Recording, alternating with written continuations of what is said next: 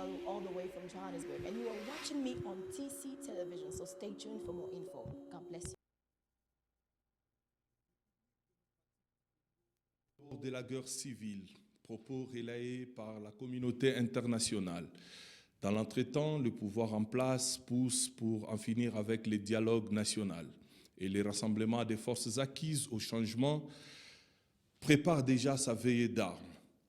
Dans cette situation d'imbroglio total, quelle est la position de la PARECO chère à M. Honoré Ngwanda? Bonsoir, chers téléspectateurs de TKRH TV, et bienvenue encore une fois à cette nouvelle édition des Ça fait débat. Ça fait débat qui reçoit pour vous ce soir deux cadres de la PARECO Afrique du Sud. En l'occurrence, le pasteur Jean-Louis Kadi Kabangou. Bonsoir, pasteur. Bonsoir, Basile Kanda.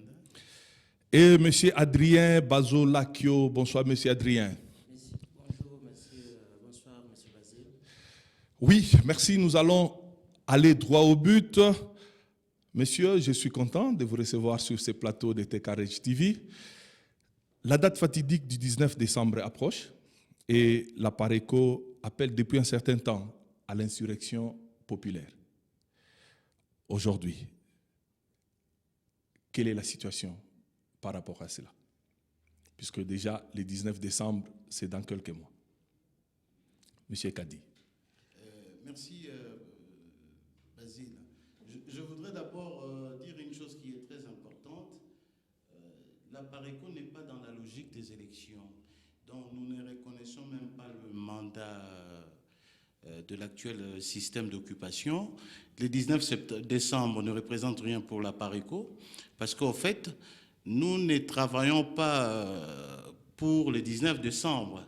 La PARECO, dans sa vision, travaille pour un soulèvement populaire. Et c'est à quoi nous sommes en train de nous atteler. Voilà. Ça, c'est très important. Donc, quand vous parlez d'insurrection, nous, on parle de soulèvement populaire. Parce qu'au fait, le soulèvement populaire, c'est la volonté du peuple pour se libérer du joug de l'occupation. Voilà. Et ce soulèvement populaire, Monsieur Adrien, il est prévu pour quand? Est-ce qu'il y a une date par rapport à cela ou vous attendez un événement quelconque pour que cela soit acté? Merci beaucoup. Comme le révérend Kadi vient de le dire, le soulèvement populaire dont nous parlons, c'est sans délai. Raison pour laquelle le révérend dit que pour nous, il n'y a pas la date du 19 décembre, ça ne nous dit absolument rien, et c'est sans délai. Et je crois que pour tout le monde, pour toute personne qui se respecte, quand tu es fâché contre peut-être que ta femme ou bien qui que ce soit, pour commencer par exemple à le combattre, il ne faut pas dire que non, attendez le soir, je vais vous battre, ou attendez, je vais vous battre, on va se battre le jeudi ou le vendredi. Donc ça, c'est vraiment irréfléchi, ça ne se passe pas de cette manière-là. Et pour nous, la date du 19 décembre ne nous dit absolument rien. Donc nous disons que d'une façon, enfin, c'est sans délai que le soulèvement populaire va avoir lieu à Kinshasa, le peuple prendra son pouvoir. Oui, merci Monsieur Adrien, mais quand vous dites que la date du 19 décembre ne vous dit absolument rien, mais pour tous les communs des Congolais, on sait que la date référence, c'est cette date du 19 décembre.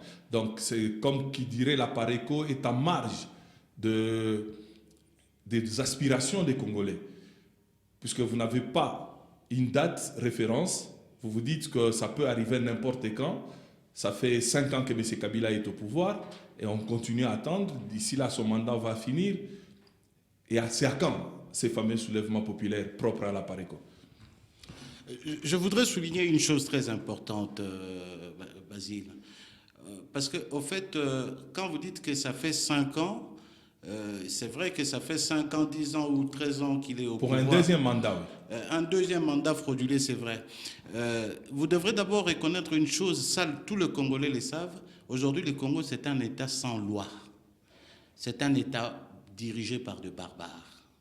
Et un État sans loi, on ne peut pas considérer le gouvernement d'occupation qui est maintenant en place dans ces pays. C'est un État qui n'a pas la main sur le cœur, qui est là pour justement exterminer le peuple congolais. Donc la PARECO n'est pas dans la logique des élections. Parce qu'au fait, l'objectif aujourd'hui, c'est que nous nous libérons. Parce que nous sommes, ça c'est connu de tout le monde, nous sommes aujourd'hui un pays sous occupation. Monsieur Kadi, je ne vous coupe pas la Oui. parole. Quand vous parlez d'un pays sous occupation, est-ce que vous pouvez expliciter pour tous les téléspectateurs qui nous suivent, qu'est-ce que vous entendez par un pays sous occupation? Un pays dirigé par les étrangers, un pays géré par les étrangers, qu'est-ce que vous entendez par là? Mais la République démocratique du Congo, c'est connu depuis 2001, 1998. C'est arrivé la première rébellion. Il y a eu plusieurs agressions. Je parle de la rébellion, non, ce ne sont pas de rébellions. Il y a eu plusieurs agressions au Congo. Le M23, le général Kunda, et tant d'autres rébellions de groupuscules à l'Est. Ce sont des rébellions étrangères. Le pays a été d'abord envahi en 1997 par l'AFDEL, avec des armées rwandaises, ougandaises, burundaises, tanzaniennes et tant d'autres. Et quand ces gens sont arrivés au Congo, on les avait applaudis, on a parlé de la libération, parce qu'au fait, à l'époque, tout le monde voulait que les systèmes d'antan, les systèmes de Mobutu tombent. Et on a dit, bon ben voilà, Dieu nous a envoyé des anges du ciel, du haut du ciel, voilà, nous sommes libérés. Mais nous avons déchanté quelque temps après. Et qui ne sait pas que l'armée congolaise a été dirigée par un chef d'état-major étranger qui est présentement ministre au Rwanda? Tout le monde le sait. Et aujourd'hui, qui ne sait pas qu'au sommet de forces armées congolaises, dans des garnisons militaires, dans des régions militaires, tous ces officiers-là, ce sont de Rwandais. Et il est important de les savoir, parce que si on les dénonce Monsieur Kadi, pas... je vais revenir à vous, Oui. et ça n'engage que Monsieur Kadi. Monsieur Adrien, si on revient quelques années en arrière, aujourd'hui vous êtes en train de combattre le régime de Monsieur Kabila, mais à travers votre leader, que je peux citer, Monsieur Honoré Mbanda, il était l'une des éminences grises de M. Mobutu. C'est un pouvoir qui a été décrié, c'est un pouvoir qui a tué, qui a massacré. Mais aujourd'hui, c'est juste par vengeance ou juste par pérennisation du mobutisme que vous vous dites que vous ne reconnaissez ni les pouvoirs en place, ni les élections, ni aucune institution de la République. Monsieur Basile, je voudrais aussi dire que quand les gens parlent, par exemple, ils disent que non, M. Mbanda a travaillé avec Mobutu, il lui est rentré au pouvoir. Pendant plusieurs années, il faut le dire. Pendant plusieurs années. Mais je crois que c'est un parcours. C'est son parcours. On ne peut pas nier ça. C'est son parcours. Et si aujourd'hui, il prend les leaderships au sein, il prend le devant de la PARECO, il est congolais, il est fils du pays. Ça, on les reconnaît, ces droits-là. On les reconnaît, il est fils du pays. Oui. Comme le pays est sous occupation, comme il n'y a personne qui en parle, parce que les leaders politiques du Congo, beaucoup de leaders, je peux même taper la poitrine pour dire que tout le monde les reste en dehors, à l'exception de M. Mbanda qui parle de l'occupation, personne n'en parle. Hein? Alors, dire qu'il a travaillé avec Mobutu, il veut rentrer, il veut rentrer sur son parcours, on ne peut pas nier ça. Mais quand il s'agit de parler, par exemple, du positivisme, le bon sens, quand il était au pouvoir, que le Congo était dans la paix, là on ne parle pas de M. Mbanda. On ne dit pas que non, depuis Mobutu était au pouvoir, le pays était calme, l'ensemble des pays était calme. Là on ne fait pas mention, à M. Mbanda. Mais quand il y a le mal, il y a les gens, des massacres, c'est là où on dit que non, Mbanda était au pouvoir. Mais Mbanda était au pouvoir, il n'était pas le décideur. Il était collaborateur du chef. Il n'était qu'un collaborateur. Il était collaborateur du chef, mais il était parmi ses plus proches collaborateurs. Il était parmi ses plus proches collaborateurs, ce qui veut dire que c'était pratiquement l'oreille du chef. Quand vous dites que ce n'était pas les décideurs, mais il y a toujours des décideurs dans l'ombre. On peut dire qu'il était un décideur dans l'ombre. Mais oui, je crois que là où il était, là, quand il travaillait, je crois que c'est le collège. Oui. Il était décideur. Mais qu'est-ce qu'il peut faire?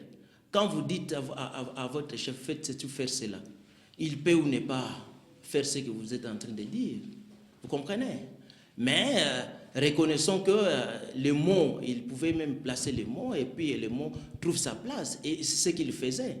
Reconnaissons quand même que pendant qu'il était au pouvoir, la paix, si nous voulons que je parle à ce terme-là, reconnaissons que la paix que nous avons tous réjoui à son temps, reconnaissez que c'était M. Ngbanda qui a fait à ce que, comme vous dites qu'il était parmi les décideurs, il pouvait placer un mot, reconnaissant en lui, ne fût-ce que cet aspect-là, qu'il a mis la paix.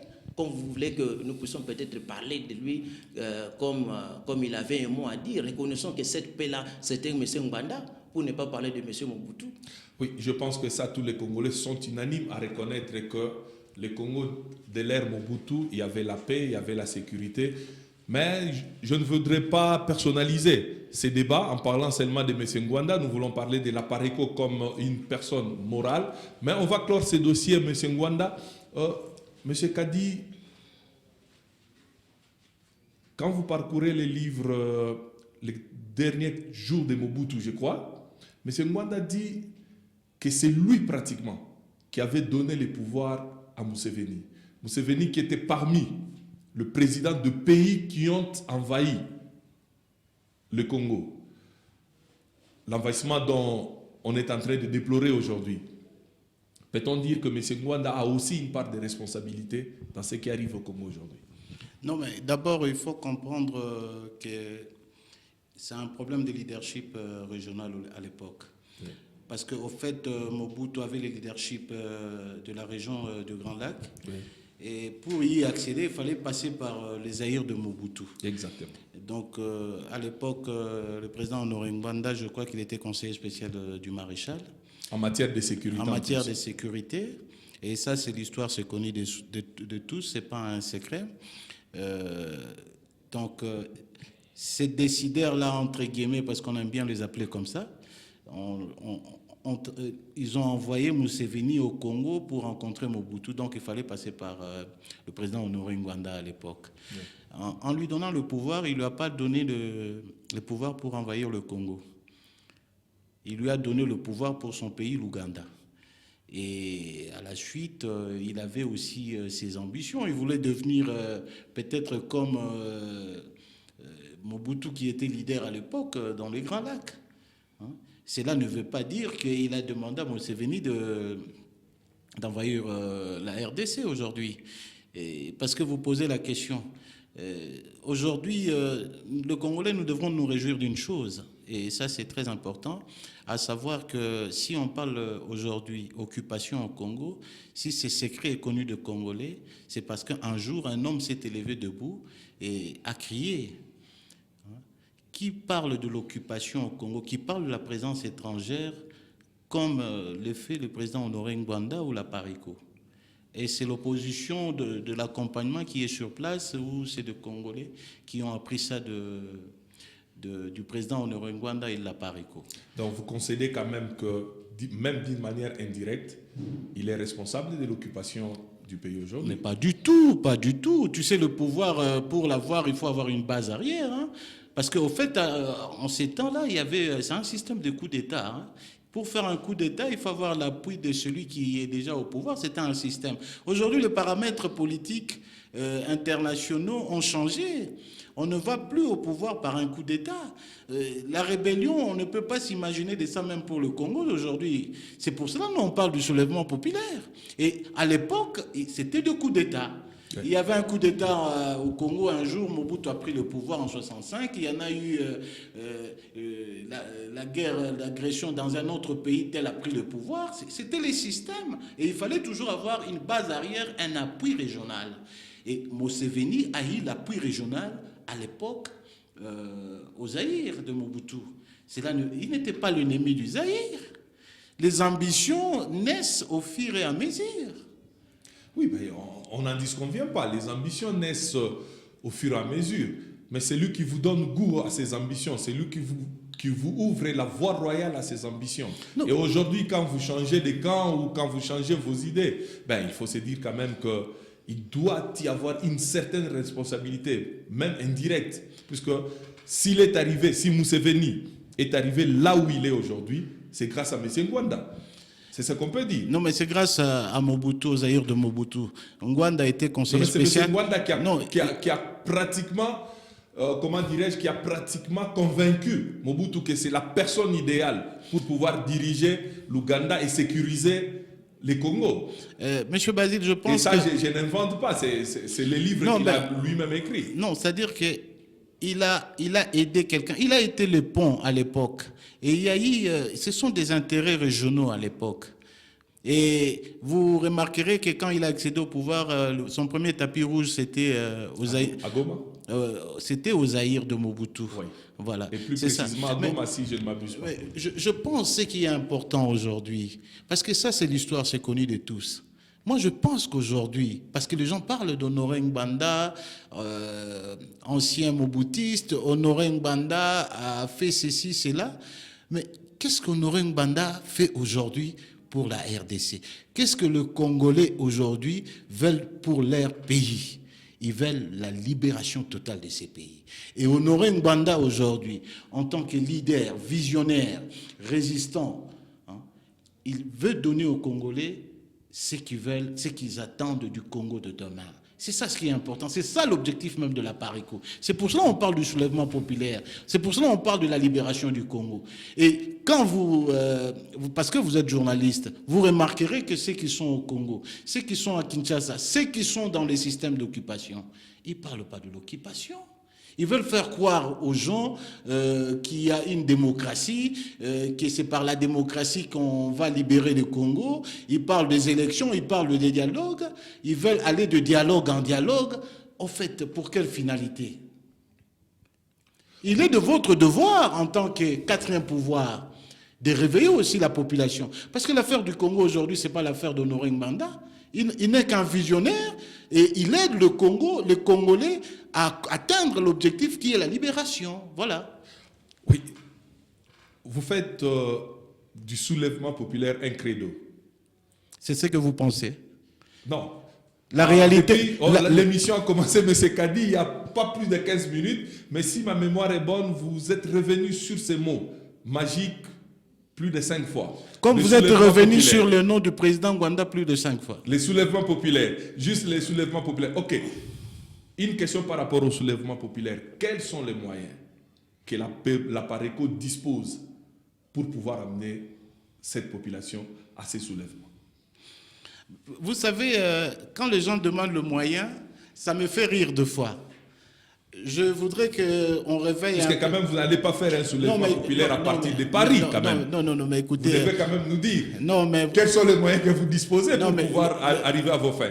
Il est connu de tous que le président de Gaulle, qui est le père de la Ve République, a pris le pouvoir de l'Angleterre. Il était au Congo-Brazzaville, où il a déclaré la France libre. Et en 1958, il accédera au pouvoir. Il est connu de tous que l'ayatollah Khomeini a pris son pouvoir de Paris. De Paris, il a pris le pouvoir. Pour libérer l'Iran. Pour libérer l'Iran. Il était à Paris. Il était en France. Ces hommes-là... Et l'histoire va se répéter avec M. Honoré Ngbanda. Écoute, la vie n'est qu'une répétition de l'histoire. La vie n'est qu'une répétition de l'histoire. Mais il n'y a pas longtemps, M. Kadi, vous avez dit que les choses ont changé. On n'est plus dans les temps des coups d'État, on n'est plus dans les temps des rébellions. C'est que l'histoire ne se répète que par rapport à Khomeini et à De Gaulle. Attention, et à M. Ngwanda. Il y a quelque chose de très important que vous devrez retenir en tant que journaliste aussi. Oui. C'est que quand on parle de paramètres politiques internationaux, aujourd'hui, il n'y a plus la guerre froide. Oui. À l'époque, il y avait le mur de Berlin. Donc, c'était d'un côté le capitalisme, de l'autre le communisme. Donc, c'était des intérêts, justement. Ces intérêts-là, on n'en parle plus. Le monde est devenu un petit village. C'est-à-dire, un coup d'État pouvait être soit manigancé avec l'aide russe ou l'aide capitaliste américain. Oui. Mais aujourd'hui, la donne a changé. C'est le peuple maintenant qui détient le pouvoir. Ce n'est pas un groupe de militaires. Ne vous attendez pas à un coup d'État militaire parce que les moyens n'y sont pas. Quand vous demandez quels sont les moyens que nous avons, c'est comme si vous me demandez les secrets de la PARECO. Hein? Souvenez-vous, quels sont les moyens que les Roumains ont eu pour faire tomber l'une des plus grandes dictatures de l'histoire? C'est une marée humaine. C'est les Congolais qui se soulèveront contre le système d'occupation. Donc c'est comme si vous me demandez, vous, comment vous allez vous libérer de la situation, parce que vous êtes Congolais, M. Basile. Comme qui dirait M. Adrien que vous attendez seulement à un mouvement de masse. La PARECO n'a pas une stratégie bien définie, la PARECO n'a pas un programme bien défini par rapport à ces soulèvements populaires. Vous attendez peut-être que ça se passe comme en Tunisie. Je voudrais dire ici que le moyen, les ressources humaines, c'est le plus grand moyen que nous détenons. Les hommes, la population. La PARECO, M. Bazé, je voulais vous dire ici que les moyens dont vous parlez, ou nous parlons, les gens se posent des questions. Nous étions dans une conférence, quelqu'un a posé la question, il m'a dit, monsieur, mais vous parlez, mais la PARECO n'est pas présente à Kinshasa. Le moyen, il faisait allusion au moyen. Nous disons que la PARECO est dans toutes les institutions du pays.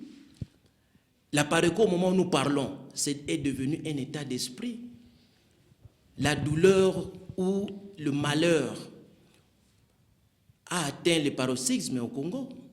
Et le peuple congolais sait que tout ce qu'il est en train de passer, le massacre, la famine, tout ce qu'il est en train de traverser pour le moment, le peuple congolais sait bien que tout simplement parce que le pays est sous occupation et que PARECO a déjà ouvert les yeux à tous ces peuples-là. C'est la ressource humaine que nous avons et tout le monde est au courant de ça. C'est ça le moyen que nous avons. PARECO a le peuple derrière lui. Et le peuple qui a déjà compris le message que le pays est sous occupation. Parce que ça, c'est le thème important et le mot important. Nous pouvons tout faire. Pourquoi nous sommes en train de faire tout ça? Parce que le pays est sous occupation, comme le révérend vient de le dire ici. Le pays est sous occupation, nous connaissons, nous avons les moyens. Et les moyens, c'est le peuple qui a déjà compris et qui est sur place.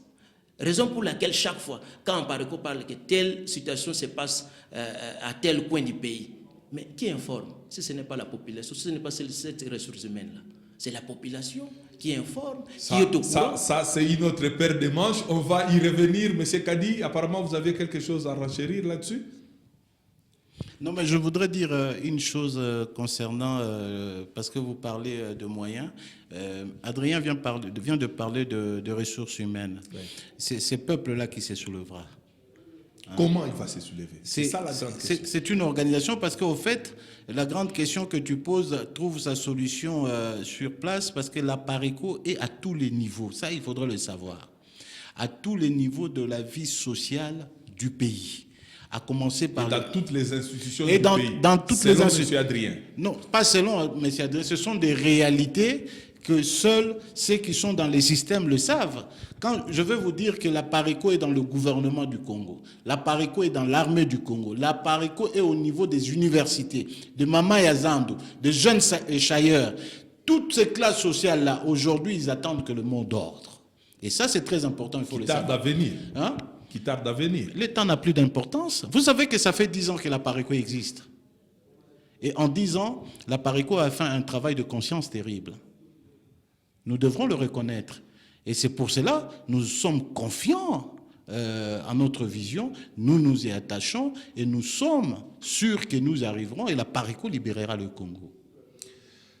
Monsieur Adrien, en te regardant dans les yeux, je te pose une question. La PARECO est-il un parti politique ou un service de renseignement bien organisé? C'est ni l'un ni l'autre. Cela veut dire? La PARECO, comme le dit, la PARECO est un mouvement politique. Parce que vous savez que nous sommes à l'étranger, dans un premier temps que la PARECO trouve son origine à l'étranger, et on n'enregistre pas un parti politique à l'étranger, c'est au pays. Et nous sommes un mouvement de résistance. Et à PARECO, on n'est pas non plus, c'est comme ça que je dis que ce n'est pas un parti politique, c'est un mouvement de résistance. Et c'est un service de renseignement? Et je dis que ni l'un ni l'autre, ce n'est pas un service de renseignement. Tout simplement que les gens ont peur. Parce que PARECO dénonce tout ce qui se passe à temps opportun. Hein? Parce que les visionnaires connaissent tout ce qui se passe. Et nous savons, nous qui sommes de la PARECO, nous savons comment chercher l'information, parce que aucun mouvement de résistance, que ce soit aussi des partis politiques, aucun mouvement, si vous voulez progresser, il faut progresser avec les services de renseignement. Et c'est que les politiciens ignorent, Congolais, c'est que les gens ignorent. Vous ne pouvez pas progresser si vous n'avez pas les renseignements avec vous. Et c'est ce qui fait la force de la PARECO et la force de son Excellence, M. Honoré Ngbanda, qui détient les créateurs de son projet. Merci beaucoup, M. Adrien. Je repose la même question à M. Kadi.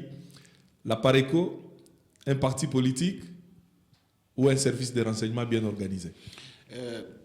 Vous savez, on a tendance à confondre deux choses. Aujourd'hui, le Congo n'a pas besoin de savoir tel parti politique ou tel service de renseignement. Nous sommes le pays au monde qui compte le plus grand nombre de partis politiques, je pense. Plus de 400. Plus de 400, vous le savez aussi bien que moi. Ce qui est important aujourd'hui, c'est de savoir que le pays étant sous occupation, le pays a besoin de la résistance. Il faut de résistants. Il n'y a que des résistants qui peuvent sortir le pays de la crise. Et la PARECO, c'est un mouvement de résistants. C'est une organisation de résistants. Vous ne pouvez pas faire la politique sans renseignement. Vous savez, les événements douloureux du 19 et du 20 septembre passé, c'est parce qu'il n'y avait pas le renseignement. Nous avons vu nos compatriotes, nos frères, nos sœurs, nos parents mourir comme ça, sans aucun objectif. Il n'y a pas eu un objectif. Les gens sont tombés, c'est parce qu'il n'y avait pas de renseignement. Quel a été l'objectif? Les élections, les dialogues, pour amener qui au pouvoir? Pour dialoguer avec qui? Mais la PARECO a le renseignement. Donc, pour faire de la politique dans un pays occupé, parce qu'il faut comprendre cela, il faut être un mouvement qui a l'information et le renseignement.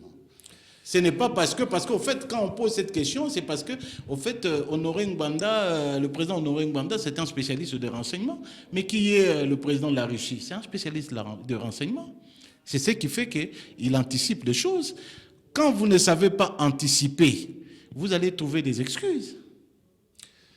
Merci beaucoup, c'est bien compris. Donc, pour tous les téléspectateurs qui nous suivent maintenant à travers le monde entier, ils ont compris, sans renseignement, le parti politique ne vaut pas un penny. Il faut absolument avoir un très bon service de renseignement. Ce que fait la PARECO. Puisque le chef, c'est une barbouze, une ancienne barbouze. Tout le monde le sait, ce n'est pas un secret, mais vous devrez aussi savoir une chose, que si c'est quelque chose de nouveau chez nous, ailleurs c'est connu. Oui. C'est nouveau au Congo parce qu'en fait, nous sommes dans des systèmes dictatoriaux depuis longtemps. Donc les renseignements, c'était des domaines réservés. Aujourd'hui, ce qui était caché est révélé.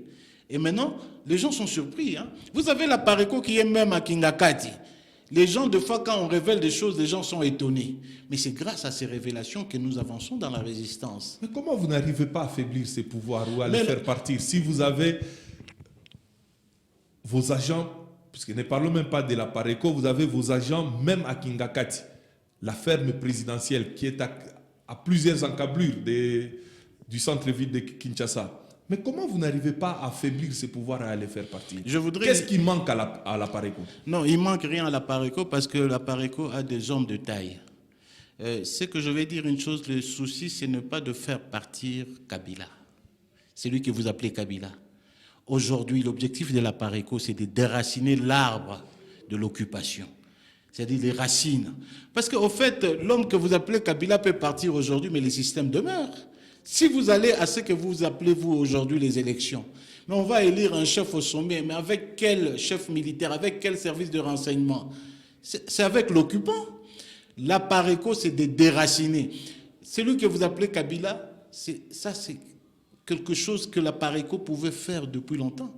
Mais il faut déraciner les systèmes. Le problème de la RDC aujourd'hui, ce n'est pas un homme, c'est un système. Et ça, nous devrons prendre conscience de cela, nous, Congolais.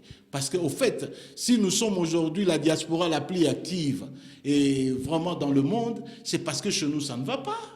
Si nous sommes le plus mal aimés à l'étranger, c'est parce que nous n'avons plus un pays, un État. C'est un pays de barbares, c'est un pays qui n'a pas de loi, il n'y a pas de constitution dans ces pays. Quel pays peut vivre à ces siècles sans constitution, sans État? Non, mais la Constitution est là. C'est vous qui dites qu'il y a la Constitution. Il n'y a pas de Constitution. La M. Pareco Kadi ne reconnaît pas. Oui, mais la Pareco ne reconnaît absolument rien.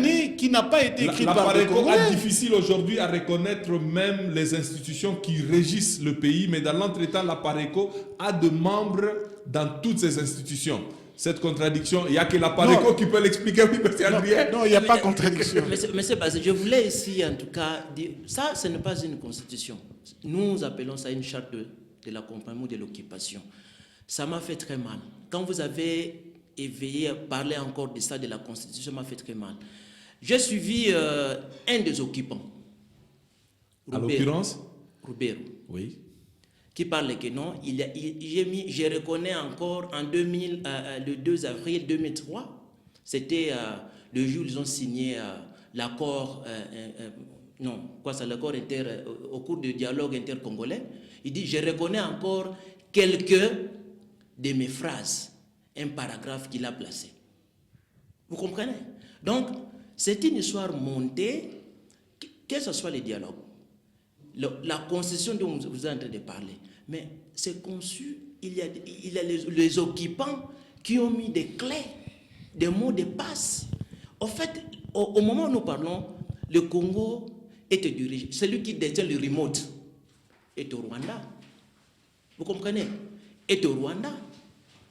Celui qui détient le remote, nous faisons que c'est comme si nous sommes chez nous à la maison, nous regardons la télé, et celui qui change des chaînes de télévision est ailleurs. Vous contemplez seulement les images, vous contemplez ce qu'on va vous mettre pour que vous puissiez regarder. Vous comprenez? Donc ça fait très mal. Donc il n'y a pas, ça ce n'est pas une constitution, c'est une charte de l'occupation que nous avons, qui a été conçue, et comme je viens de le dire, si je citais nommément les noms, il a mis ces quelques phrases là-bas. Qui est-il? C'est un occupant, un des occupants. Vous comprenez? Donc, pour nous, ce n'est pas une constitution, c'est une charte de l'occupation, tout simplement. Merci beaucoup, M. Adrien. M. Kadi, je reviens encore une fois à vous. Il y a ce problème d'occupation que vous êtes en train de décrire.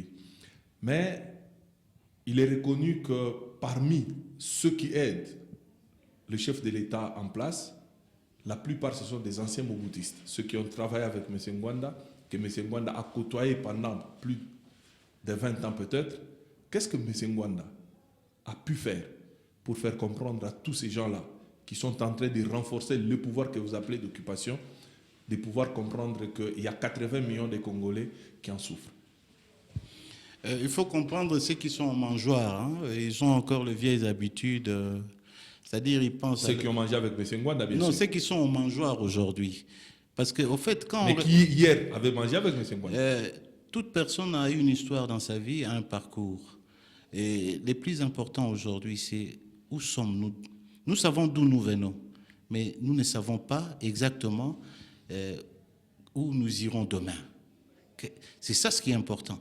Et nous projetons l'avenir dans la vision de la Pareco. Nous projetons l'avenir. C'est-à-dire l'avenir, un Congo meilleur. Et pour un Congo meilleur, nous ne devrons pas réfléchir avec ceux qui sont en mangeoire. Nous ne devrons pas réfléchir avec des hommes et des femmes qui sont en train de trahir la République. Et ça ne sert plus à rien. Parce qu'au fait, un Congo meilleur, ce serait un Congo où tout le monde doit se retrouver. C'est ce à quoi la Pareco travaille. Si nous continuons toujours à dire Mobutu est déjà mort. Et quand quelqu'un est mort, tout est effacé. Même au ciel, Dieu ne travaille qu'avec le vivant. Et c'est lui qui est en vie aujourd'hui, c'est Ngwanda. Mais Mobutu est mort, le système est resté, c'est le même système pratiquement qui continue aujourd'hui. Mais c'est un système que nous ne reconnaissons pas. Je viens de vous dire que cet État-là, nous ne le reconnaissons pas. Nous ne reconnaissons pas cette constitution-là. Vous m'avez parlé de la date du 19 de septembre. C'est une date qu'on ignore. Nous travaillons pour la libération du Congo. Ça peut être demain matin, ça peut être le lendemain, mais nous savons qu'un jour, nous nous réveillerons et que le Congo sera libéré, le système sera déraciné. Ce n'est pas le 19 décembre. Si on se met à citer des dates dans le passé, il y en a tellement beaucoup. Qu'est-ce que ces dates ont donné? Nous ne voulons pas que le sang de Congolais aujourd'hui coule pour rien, pour les intérêts sordides des individus. Nous voulons que le sang de Congolais, quand ça coulera demain, parce que ça a beaucoup coulé, on parle de plus de 10 millions de morts, il ne faudrait pas qu'on néglige cela.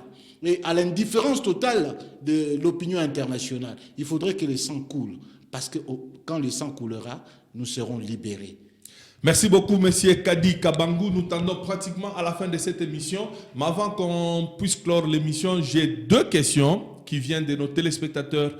La première question vient de Monsieur Ben Kosnova, qui nous suit depuis l'Angleterre, à Londres bien sûr. Il pose sa question, il dit: la mission de la PARECO consiste-t-elle à dénoncer le manœuvre politique ou à conquérir le pouvoir? Constat: la PARECO ne fait que faire les révélations de manœuvres politiques sans pour autant proposer des pistes et des solutions. Cela donne l'impression que la PARECO ne milite pas pour la conquête du pouvoir, mais elle s'est spécialisée en information, car tous les discours de son leader n'ont rien de la politique. Ça, c'est la première question que je réserve à M. Kadi.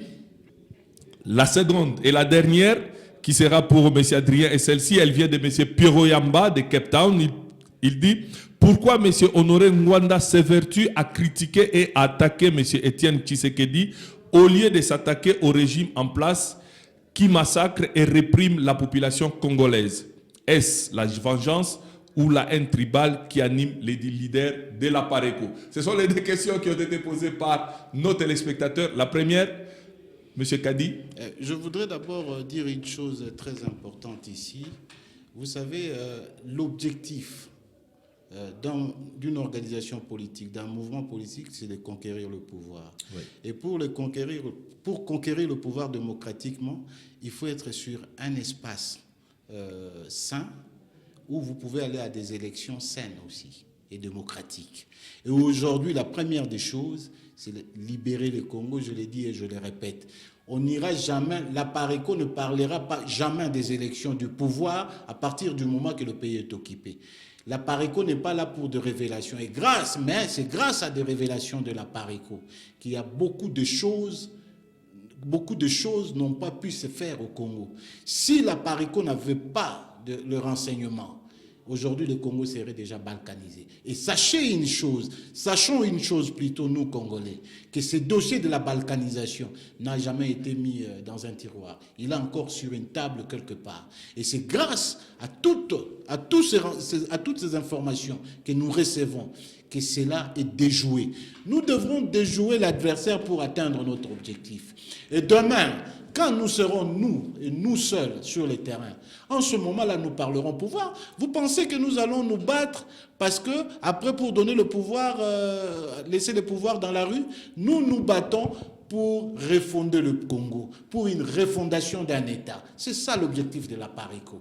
Et je vais dire une chose qui est très importante, que tous nous le savions.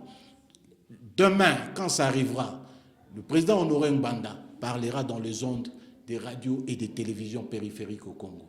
Le monde l'écoutera parce que, en fait, notre combat est juste. Et beaucoup de Congolais, la forte majorité de Congolais se sont déjà impliqués. Et quand on dit « Tozana Seyamai », parce qu'il faut le dire, parce que c'est ce terme-là qui perturbe un peu.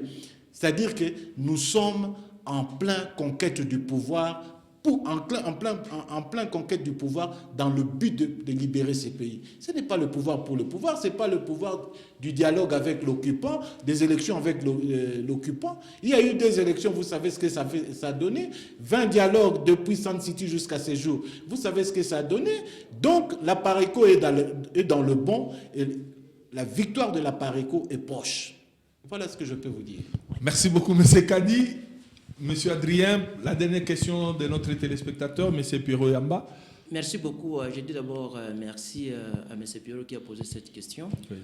Monsieur Basile, je voudrais ici dire que M. Étienne Tshisekedi, c'est un leader. C'est un leader de masse.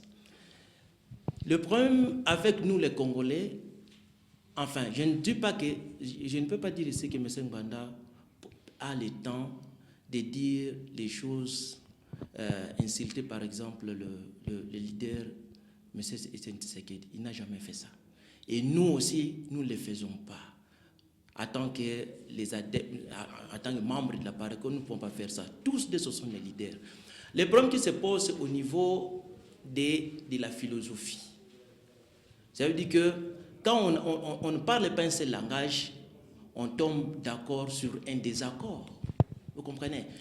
Au moment où nous parlons, si le leader de l'opposition, pour le moment, il parle de la dictature, le temps de la dictature est déjà révolu. Nous parlons aujourd'hui de l'occupation du pays. Mutatis mutandis, change. Vous comprenez? Donc, on ne peut pas se lancer dans une injure. Je voulais tout simplement dire à M. Pirot qui a posé cette question-là, comme il est en train de nous suivre, tant comme les autres sont en train de suivre, n'insultons pas les leaders. N'insultons, que ce soit M. Honoré Ngbanda, que ce soit les leaders, M. Etienne Tshisekedi, nous ne pouvons pas insulter parce que si nous avons tous les mêmes buts de libérer le pays, nous allons parler le même langage, il n'y aura pas les insultes, il n'y aura pas des écarts. Mais les écarts arrivent au moment où nous n'avons pas un seul langage et nous n'avons pas un seul objectif. C'est ce qui fait qu'il y a peut-être, les gens parlent, un groupe peut suivre tel leader par rapport à ce qu'il vient de dire, l'autre. Donc, je voudrais tout simplement dire que nous devons voir ce que j'appelle une solidarité organique, au lieu d'avoir une solidarité mécanique. Merci beaucoup, Monsieur Adrien. Merci, Monsieur Kadi Kabangou. Ça a été un plaisir pour moi de vous recevoir sur ce plateau. Un plaisir partagé, bien sûr. Le temps qui nous est imparti est pratiquement terminé. Je compte vous recevoir encore une prochaine fois, avec plaisir, bien sûr. Et à vous tous, chers téléspectateurs qui nous avez suivis de partout, nous vous disons encore une fois merci. Merci à toute l'équipe technique qui m'a accompagné dans cette émission. Nous disons encore merci à tous les téléspectateurs qui nous suivent de partout. Merci à toi, Dalida Yolande, qui me suit depuis Stockholm, en Suède. Je vous dis encore une fois merci et on se retrouve pour un prochain numéro la semaine prochaine. Merci encore et bye bye. Shalom, people of God. My name is Deborah Lukalu, all the way from Johannesburg, and you are watching me on TC Television, so stay tuned for more info. God bless you.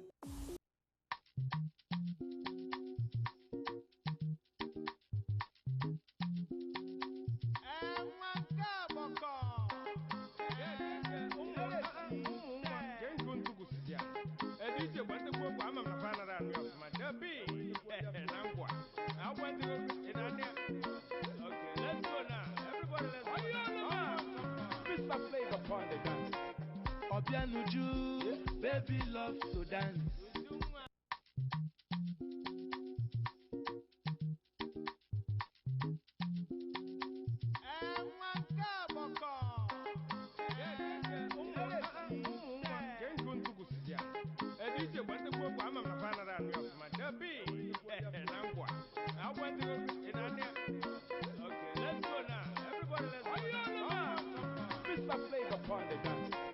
Obianuju, baby love to dance.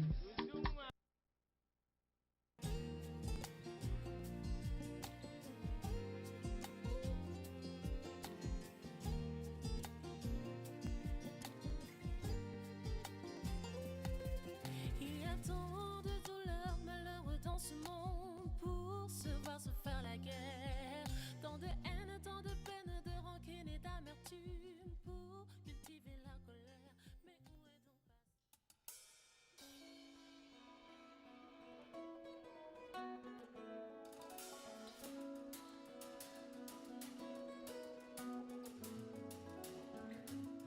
Maintenant, je vais vous raconter une petite histoire. Je sais pas si c'est la vôtre, mais en tout cas c'est la mienne. Alors, laissez-vous emporter par la mélodie et simplement écoutez.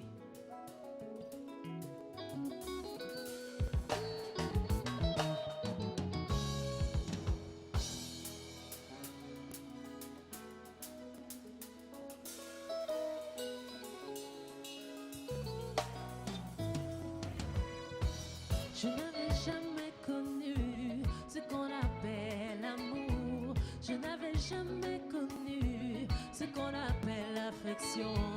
Jusqu'au jour il m'a relevé, m'a fait sortir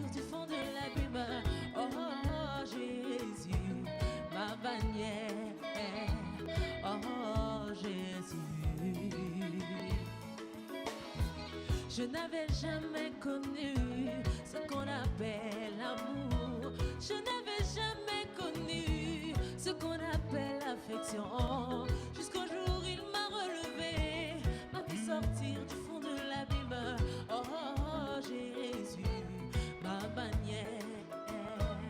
Oh Jésus, il a changé ma vie. C'est l'histoire d'une vie qu'un ami a changé. C'est l'histoire d'une page qu'un ami a tournée.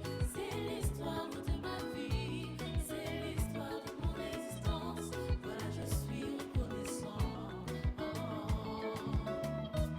Voilà, je suis reconnaissant. Oh, c'est l'histoire. C'est l'histoire d'une vie qu'un ami a changé. C'est l'histoire d'une page qu'un ami a tournée. C'est l'histoire de ma vie. C'est l'histoire de mon existence. Voilà, je suis reconnaissant. Voilà, je suis reconnaissant. Hey!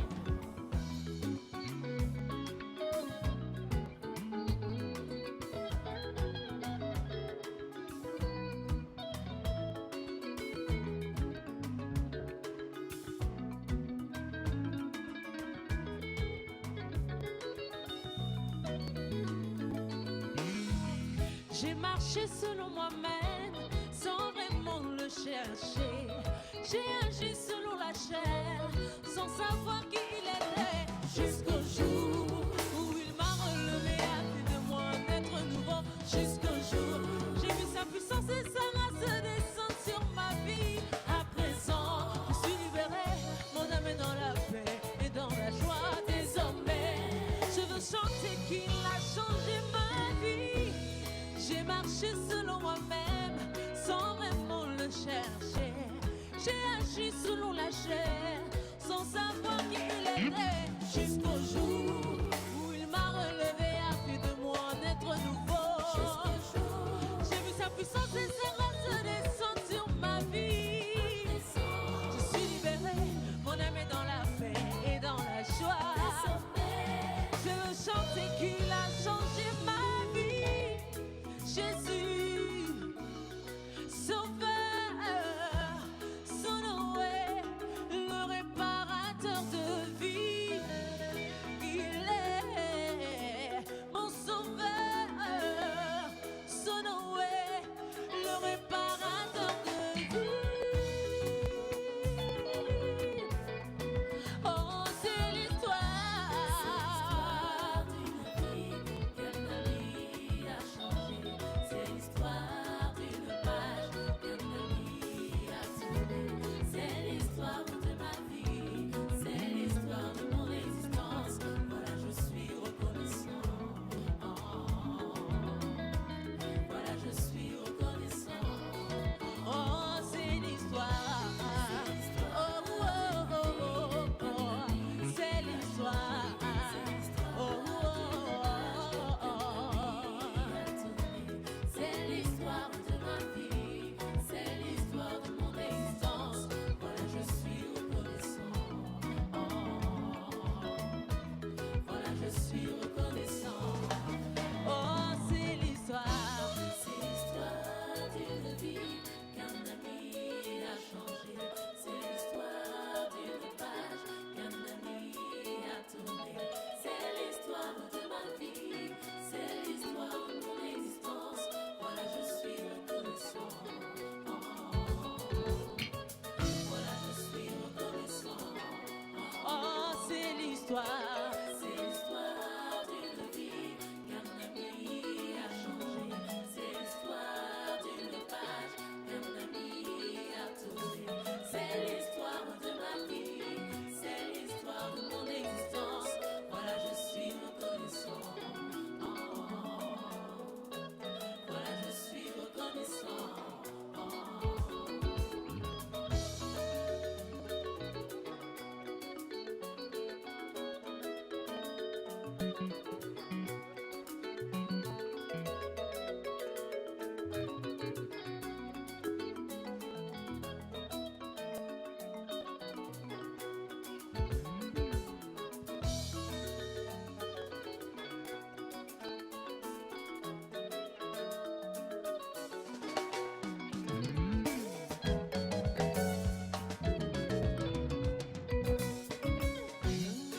changer.